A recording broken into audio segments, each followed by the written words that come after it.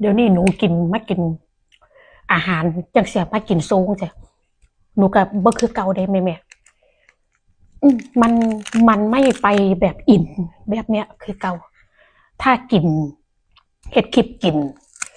มันรู้สึกว่ามันมันกลายเป็นความรู้สึกนะ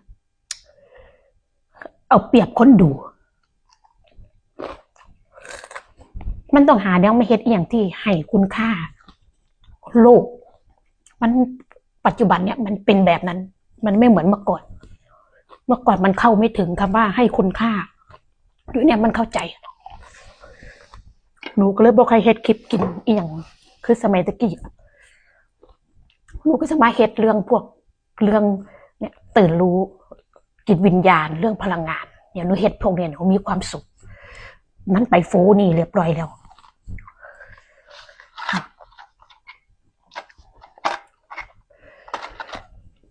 โอเคนะคะ